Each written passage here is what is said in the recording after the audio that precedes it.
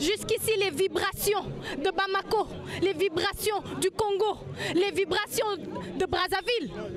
Oui, on les sent jusqu'ici. De leur dire que cette terre-mère-là, pour laquelle ils se battent, en vaut la peine. Avec le soutien de tous, nous pourrons faire la paix chez nous. Nous pourrons également utiliser ces immenses potentialités pour développer l'Afrique. Les fossiles et les vestiges trouvés en Afrique ne laissent plus aucun doute sur le fait que l'Afrique est le berceau de l'humanité. Et depuis que le berceau a été placé en Afrique, je vous l'ai dit, il ne l'a plus quitté. Et chaque jour, la recherche dans le domaine de la préhistoire, dans le domaine de l'archéologie préhistorique, prouve que l'Afrique est bel et bien le berceau de l'humanité. Certains ou certaines d'entre vous qui ont assisté à des mariages au Sénégal, on appelle la femme, oui, on appelle la femme, on lui dit, Mouniel, résiste. Je veux dire, moi, je ne vais pas en combat. Moi, je ne vais pas en prison. Moi, je vais retrouver l'homme de ma vie. Et à ce moment-là, on me dit, fais du mouniel en fait. Mouniel, wow. Et là, quelle interprétation on fait du mouniel? Parce que là, ça existe dans toutes les religions. On dit, vous êtes unis pour le meilleur et pour le pire. Le mouniel, c'est quand il est malade, le mec. Le mouniel, c'est quand il est fauché, le mec. Le mouniel, c'est pas quand le mec, il te tape. Le mouniel, c'est pas quand le mec, il t'insulte. Ça, c'est pas du mouniel. Ça, c'est de l'oppression. Tout court. Alors, il y a des interprétations, même notre société, même notre culture, qui sont faites comme ça. Et le prophète Mohammed sallallahu alayhi wa sallam est le plus grand défenseur des femmes. Alors,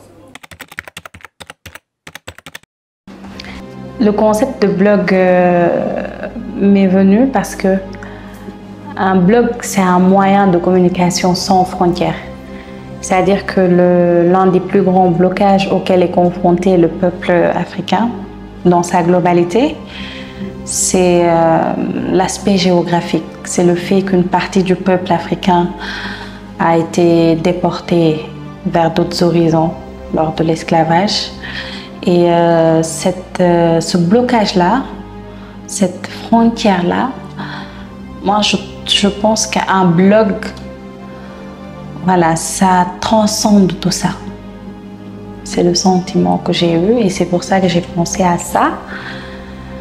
Aussi parce qu'un blog, c'est disponible à tout moment. Les peuples africains, même s'il y a division, ils peuvent ainsi s'organiser en même temps.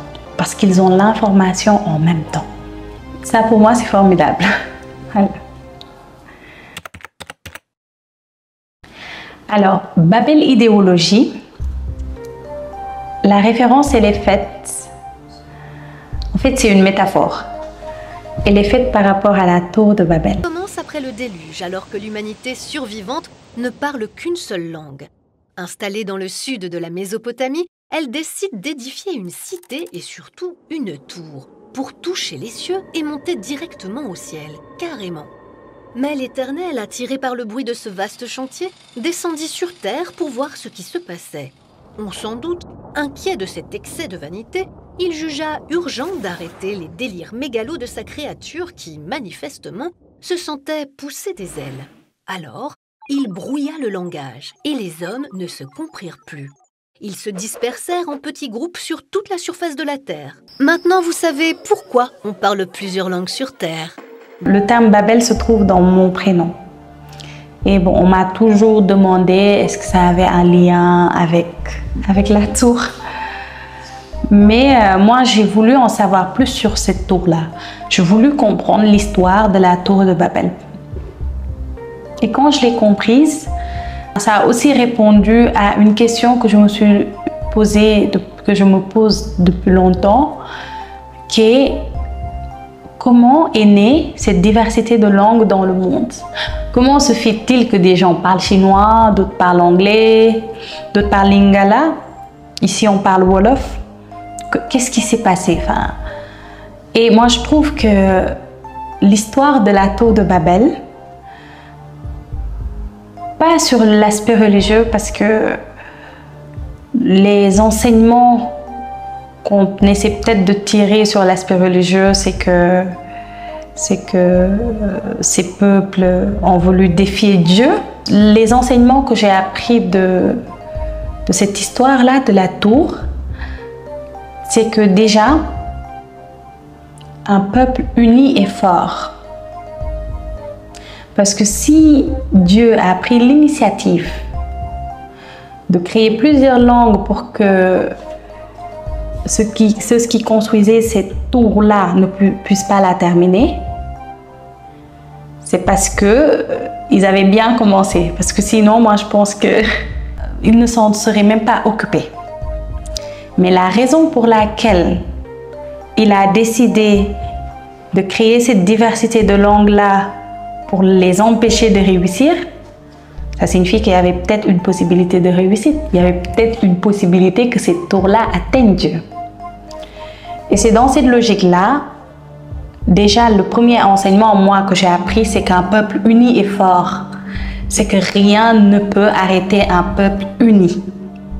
Mais le second enseignement, je pense qu'il faut tirer de cette mythologie, de cette métaphore de la tour de Babel, c'est aussi que lorsqu'un peuple arrive à se comprendre, parce que parler la même langue, c'est se comprendre, arrive à se comprendre en même temps, ce peuple-là arrive à s'organiser en même temps. Et là, si on en revient au problème,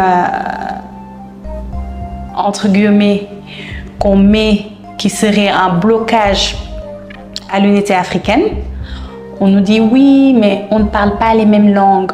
Du coup, aujourd'hui, si on est unis, après c'est difficile. Non, moi je pense que la technologie a atteint un niveau et c'est pour ça que j'ai voulu qu'il y ait une traduction instantanée sur le blog de tous les articles au moment où le peuple africain voit des problèmes. Le problème des frontières, le problème des langues. Il faut à un moment donné qu'on essaie de voir solution, de réfléchir solution.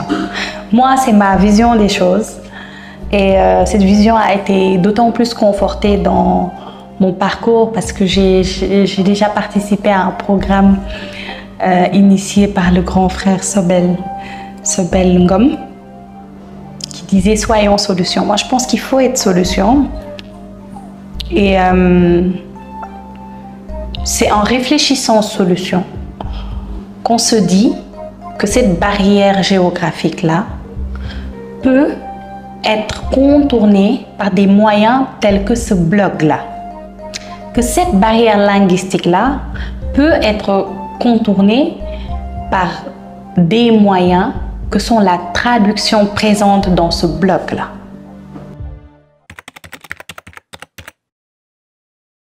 Alors, dans le blog Babel Idéologie, on a plusieurs rubriques.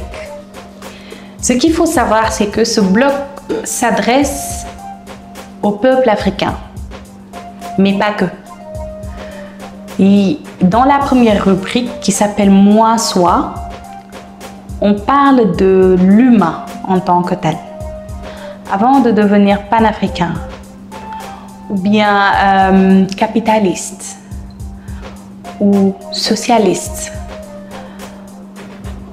ou bien musulman, chrétien, ou athée, ou juif, moi je pense qu'il faut d'abord se centrer sur la notion d'humain, sur la notion du soi. C'est-à-dire qu'il est important d'être d'abord bien avec soi, de se connaître avant même de connaître les préceptes et les enseignements du panafricanisme. C'est bien, c'est important, on en a besoin. Mais il faut se connaître, se reconnaître et comprendre qui on est. Qui on est physiquement, qui on est mentalement. Est-ce qu'on est faible psychologiquement. C'est des choses, moi je pense qu'il faut procéder d'abord à une évaluation de soi-même, se connaître, connaître ses manquements, savoir comment faire pour être d'abord fort en tant qu'humain, avant d'être fort en tant qu'Africain. Voilà, c'est comme ça moi que j'ai vu les choses. Et cette rubrique-là, elle est très importante. Et ce qui est bien aussi, c'est que c'est une ouverture. Parce que lorsqu'on lit les articles qui seront postés chaque mercredi dans cette rubrique, on s'informe sur soi. C'est-à-dire que sur soi, pas en tant qu'Africain, mais sur soi en tant qu'humain. On s'informe et on se questionne aussi. Et c'est ce qui est bien dans le blog, c'est qu'il est aussi interactif. C'est un refuge en réalité. Moi, je pense que c'est un refuge peut-être que j'aurais aimé avoir lorsque j'étais vraiment sur le terrain. Et le soir, bon, j'aurais peut-être aimé avoir un blog sur lequel il y a des vidéos qui me parlent, sur lequel il y a des articles qui me parlent, sur lequel je peux me questionner et questionner l'auteur, parce que c'est ça qui est bien, c'est cette interactivité-là. Mais aussi sur lequel il y a une page de discussion, une possibilité de discussion où, peu importe où on est dans le monde, on arrive à discuter. Ça, c'est la première rubrique. La deuxième rubrique, c'est l'histoire. Alors, ne vous inquiétez pas, c'est pas une rubrique où on va parler de l'histoire peut-être telle que vous le pensez, c'est-à-dire on va faire un flashback, esclavage, il s'est passé ceci, colonisation, cela. C'est vrai que c'est important de le savoir, mais c'est une rubrique dans laquelle j'ai voulu qu'on aille plus loin. Plus loin, c'est-à-dire l'histoire dans ce pourquoi elle a été créée. C'est-à-dire que ce que je veux dans cette rubrique-là, c'est que les questions, les problématiques auxquelles on est confronté aujourd'hui et on n'a pas les réponses, que ces problématiques-là, qu'on puisse essayer de trouver ces réponses dans l'histoire, dans notre histoire. Je vais vous donner un exemple très simple. Prenons l'exemple de la dépigmentation, par exemple. Nous pensons peut-être que c'est un procédé comme ça, injustifié, que les gens ne croient pas en eux parce qu'ils sont faibles d'esprit. Mais ce procédé est le résultat de plusieurs années de déconstruction. C'est plusieurs années de déconstruction qui ont amené ce procédé-là. La lessive de la ménagère, il y a de cela des centaines et des centaines d'années. C'était une publicité dans laquelle il y avait une femme blanche, bien vêtue, qui faisait une publicité dans laquelle cette femme disait « La lessive de la ménagère blanchirait un nègre ». Et dans cette publicité, on pouvait aussi entendre des phrases comme « Blanchir un nègre n'est pas chose facile, mais avec la lessive de la ménagère, même votre nègre sera blanc ». Alors, vous me direz que c'est juste une publicité, mais psychologiquement, ça signifie que la couleur de peau noire est assimilée à la saleté. Et que son contraire, qui est la couleur de peau blanche, elle est assimilée à la propreté. Ce qui signifie que lorsqu'on est blanc, on est propre, on est classe, on est chic. C'est tout ce que dit cette publicité. Maintenant, vous allez me dire oui, mais cette publicité date de tellement longtemps, de centaines d'années. Comment pensez-vous que les retombées de cette publicité-là puissent être d'actualité? Il se trouve que ces personnes-là, cette déconstruction de la réalité-là, sont ceux qui ont donné naissance à nos grands-pères, à nos grands-mères. Et ce traumatisme-là qu'ils ont subi, forcément, s'incruste dans l'éducation qu'ils nous transmettent. Et qu'on le veuille ou non, le complexe, c'est d'abord un problème d'éducation. Inconsciente, certes, mais c'est un problème d'éducation. Alors, dans la rubrique société, nous allons parler de faits, d'habitudes, de procédés de la société africaine. Nous n'allons pas en parler de manière élogieuse, ni de manière critique. Nous allons juste en parler de manière objective, essayer de voir ce qu'on pourrait changer et qui pourrait nous faire avancer dans la logique des procédés de nos sociétés. Ce qu'on pense être des procédés culturels de nos sociétés et qui ne le sont pas, notamment avec la place de la femme dans la société, car la place de la femme n'est pas dans la cuisine. C'est voilà, des clichés comme ça, quoi. Parce que c'est tout ce que la société africaine, elle est d'origine matriarcale. C'est une société qui a très tôt donné aux femmes cette posture-là. Cette posture-là de challenger, cette posture-là de leader. Et voilà, on va en discuter de choses comme ça. Moi, je pense que c'est l'une des rubriques peut-être les plus interactives. Et voilà, contrairement à la rubrique Histoire, qui certes fait le lien entre le passé et le présent, cette rubrique-là, on va essayer dans cette rubrique-là de montrer les aspects de la société africaine et surtout les leçons, les enseignements à tirer, ce qui a réussi en réalité dans cette société africaine-là. Moi, je pense que c'est seulement comme ça qu'on pourra avancer. C'est en essayant de voir ce qui a marché avec nos ancêtres, les choses qu'ils ont testées, qui ont marché, essayer de refaire la même chose et bien sûr de calquer ce modèle-là à notre époque. Comment on peut concilier l'instruction que les Européens nous donnaient à l'école, les principes des civilisations et des morales, avec les actes que ces Européens commettaient vis-à-vis des populations noires? Et c'est en faisant cette observation au jour le jour, à comparer les principes qu'on nous enseignait, les actes que ceux qui nous enseignaient commettaient. Et alors, je voyais chaque fois la contradiction.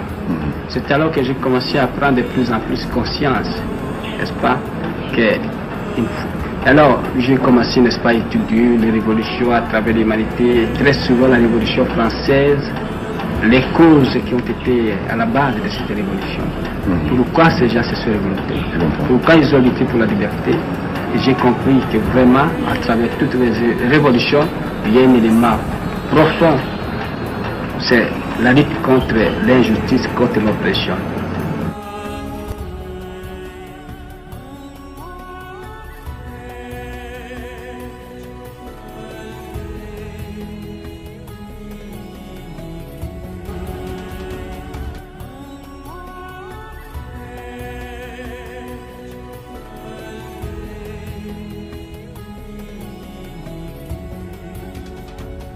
Qui avait lutté sans relâche à nos côtés.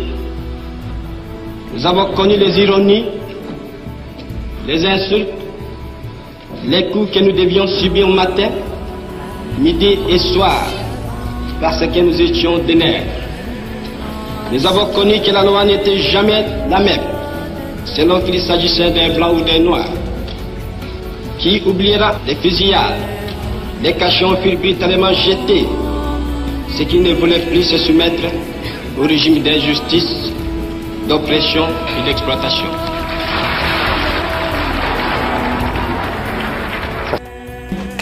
Nommé politique. Et dans cette rubrique-là, on va discuter, on va essayer de comprendre déjà quel système politique siérait à l'Afrique. De quel système politique a besoin l'Afrique? Moi, je pense que c'est une question à laquelle on aurait dû répondre juste après les indépendances, et peut-être même avant. Essayer de construire une logique politique qui est la nôtre, pas essayer de faire une copie d'une politique externe, mais de voir quel procédé politique nous sied. C'est aussi ce que je veux qu'on fasse dans cette rubrique-là. Déjà là, par rapport au régime, il y a beaucoup d'Africains d'ici et d'ailleurs qui pensent que, par exemple, la démocratie n'est pas le système politique adapté à l'Afrique. On a aussi eu des présidents qui se sont librement africains, qui se sont librement prononcés dessus. Ce fut le cas de Muammar Kadhafi dans son livre vert, où il exprimait un peu sa vision de ce qu'est réellement pour lui une représentativité. Maintenant, c'est des questions comme ça sur lesquelles on va s'attarder. C'est des questions comme ça qu'on va discuter de manière posée. Et moi, je pense que c'est en se questionnant qu'on avance. Lorsqu'une société commence à se questionner, elle avance.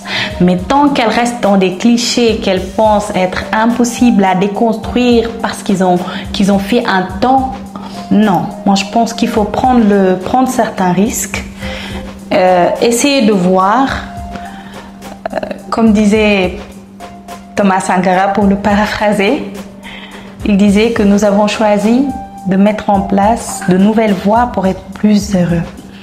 Que nous avons choisi de mettre en place de nouvelles techniques, mieux adaptées à notre civilisation et rejetant de manière abrupte et définitive toutes sortes de dictats extérieurs pour créer ainsi une dignité à la hauteur de nos ambitions.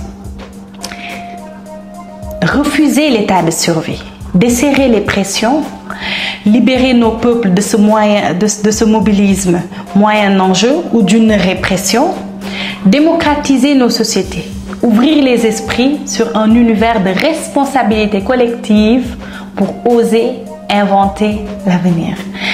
C'est Thomas Sankara qui dit ça. Ça, il l'a dit il y a des dizaines et des dizaines et des dizaines d'années. Moi, je pense que rien que ça, c'est une base de vision politique. On a assez d'éléments, assez d'experts et assez de moyens pour créer une dignité à la hauteur de nos ambitions. C'est ce en quoi je crois profondément. Il y a aussi une autre rubrique, vous vous en doutez bien, une rubrique économique qui va parler de l'économie en global de l'Afrique. Alors vous allez me dire, l'économie oui, mais et la monnaie? Je pense que pour la monnaie, il ne doit même pas y avoir de question. Je pense que vous savez ce que je pense de la monnaie coloniale. Vous savez ce que je pense par rapport à l'importance d'une liberté par rapport à sa monnaie. C'est le minimum au XXIe siècle. C'est vraiment le minimum. Je pense aussi que vous savez ce que je pense du colonialisme monétaire. Du coup, voilà. Mais pour en revenir à l'aspect économique, c'est important qu'un peuple discute de son économie. C'est très important. Pour tous les peuples d'ailleurs.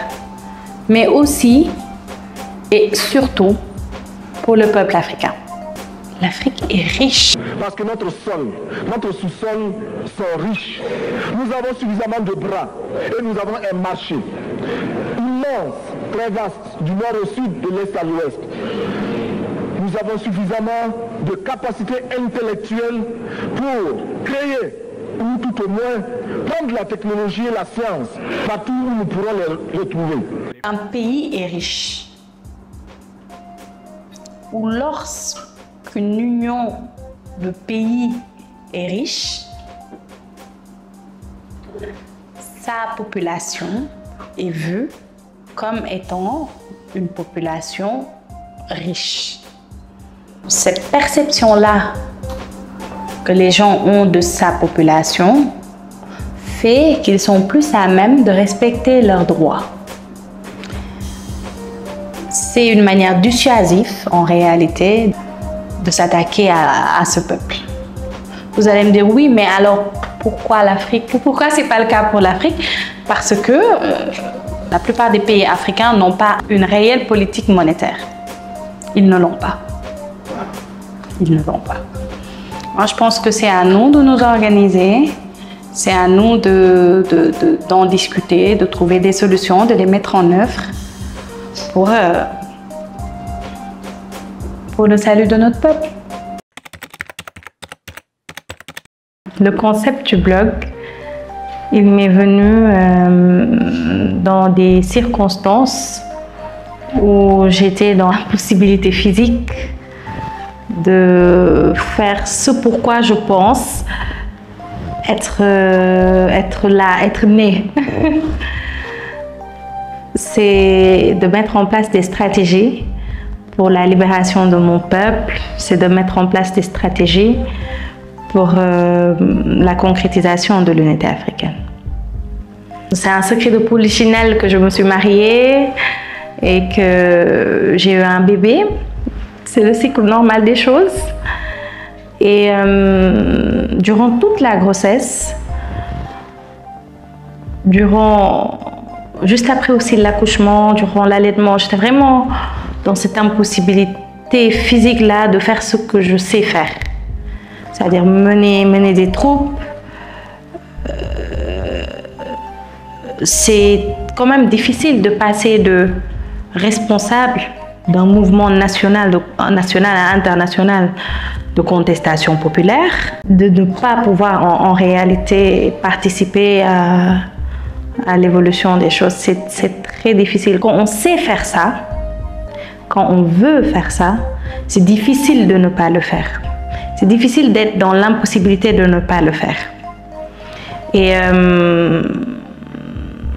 le panafricanisme, c'est la plus grande constante de ma vie. Au lycée, c'était un club de civisme et de restitution des valeurs, un club African Conscience. À l'université, ce fut le mouvement des étudiants panafricains, African Power. Après, au niveau national, voilà, moi je pense que c'est ce que j'ai toujours fait. C'est ce dans quoi je me sens bien et c'est ce pourquoi, en réalité, je me bats.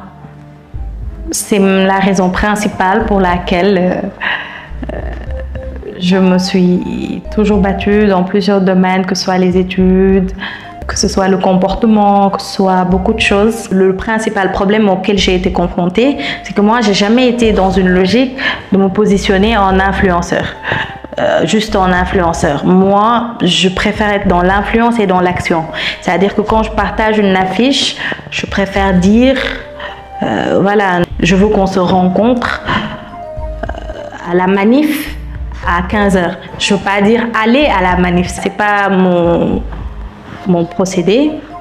Et oui, ça a été ça le contexte dans lequel j'ai réfléchi au blog. Parce que ce blog, je l'aurais créé il y a 4 ans, j'aurais pu quand même participer à influencer. Et c'est ce qui est bien dans ce blog. C'est qu'il est intemporel. Il dépasse les limites géographiques. C'est-à-dire que peu importe où l'on se trouve, peu importe dans quelles circonstances physiques on est, Moi, je pense que si j'avais ce blog, même à la maternité, à la naissance du bébé, peut-être que j'aurais fait un article. Voilà, je veux dire, c'est aussi ça, ce blog.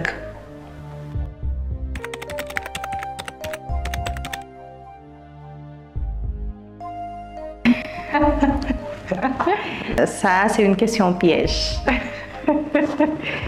Alors, moi, je ne vois pas les choses comme ça.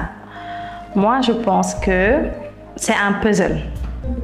Moi, je pense que pour le peuple qui est le nôtre,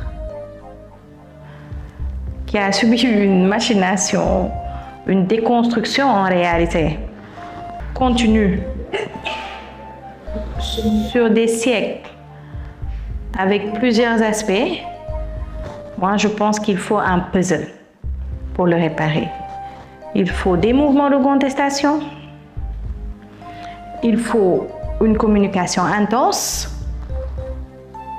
il faut une machine d'information et non de désinformation. Voilà, il faut un packaging en fait, c'est ce en quoi je crois. Et ce blog n'est qu'une pièce de ce puzzle. Moi, je pense qu'on va même très loin.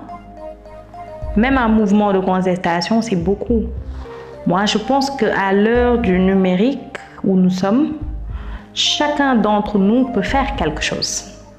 Maintenant, le grand combat, il se trouve dans la logique qui est de faire en sorte que chacun d'entre nous comprenne qu'il doit faire quelque chose.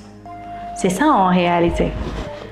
Parce que si chacun d'entre nous se sent investi d'une mission de vulgarisation de la pensée panafricaine, d'une mission de réalisation de l'unité africaine, voilà, on est jeunes, on est une population très jeune, on est nombreux, on est intelligent. Si on a le background qu'il faut en termes d'organisation et d'information, l'unité africaine est inévitable. Elle sera inévitable. Mais il faut qu'on soit conscient de ça.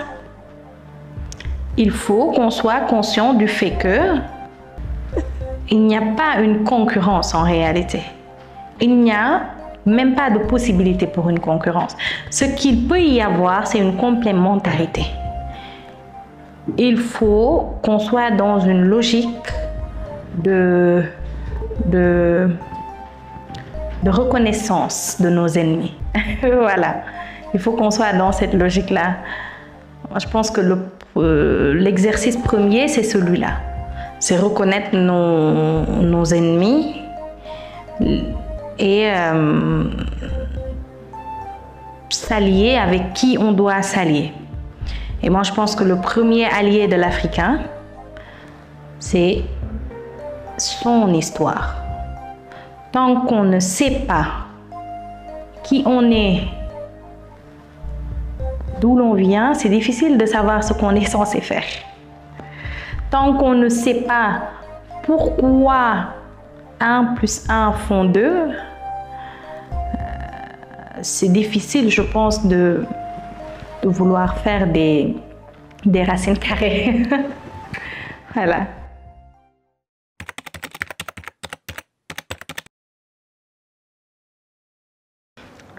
Alors, pour reformuler votre question, vous vous demandez si je vais seulement me limiter au blog. Est-ce que ce blog, ça va être mon seul sacerdoce? Je ne sais pas. Je ne pourrai pas vous répondre, mais je ne pense pas. Parce que comme je vous ai dit, je ne pense pas que ça suffise. Les récents événements qui se sont passés dans le pays où je réside, où je suis née, où j'ai grandi,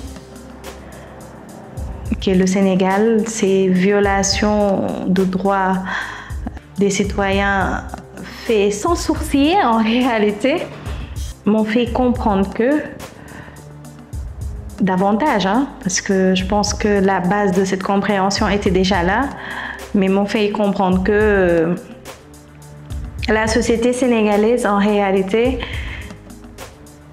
la plupart des sociétés africaines ont besoin d'être informés par rapport aux droits qu'ils ont. Je le dis dans le livre qui va paraître sous peu, je dis que les peuples africains ne doivent pas être indifférents ou moins sensibles aux violations de leurs droits. Non. Parce qu'en réalité, c'est un peuple qui très tôt a mis des limites dans l'exercice des pouvoirs, a mis des limites par rapport à l'oppression, même rien que de l'homme par l'homme. Et c'est un peuple qui aujourd'hui plus que jamais doit être attaché à ces droits-là, doit être attaché à ces principes-là. Et quand on voit ce qui se passe récemment au Sénégal depuis un bon moment, on a ce sentiment que la plupart des dirigeants africains se disent que si ce peuple a peut-être pu survivre à l'esclavage et à la colonisation, c'est peut-être pas ces violations de ces droits-là qui vont mettre fin à sa psychologie populaire. Sauf que non, on ne doit pas raisonner comme ça. On ne doit pas raisonner comme ça. Moi, je pense que tous les peuples du monde doivent veiller au respect de leurs droits. Ça, c'est non négociable. C'est non négociable. Les droits humains, la société internationale, c'est pas des choses qui ont été mises en place comme ça parce que les gens, ils avaient trop de temps. Non. C'est les limites à ce monde. C'est les limites à l'exercice du pouvoir dans ce monde. Et tant que les peuples ne veilleront pas à ce que ces limites soient respectées, on sera toujours dans un éternel recommencement. C'est-à-dire que nos enfants vont se retrouver à être bâillonnés, à être frappés dans les mêmes circonstances, juste parce qu'ils ont un t-shirt et une pancarte. Non. On doit aller au-delà de ça. Et c'est pour cela que je pense que ce blog apporte sa touche. Mais n'allez pas croire que ce blog va suffire. Non. Mais pour l'instant, il demeure un de mes socles sur lesquels je compte m'asseoir pour répandre cette idéologie panafricaine du nord au sud et du sud au nord, en bravant toutes les limites géographiques, les limites linguistiques et toute autre limite qu'on trouvera sur notre chemin.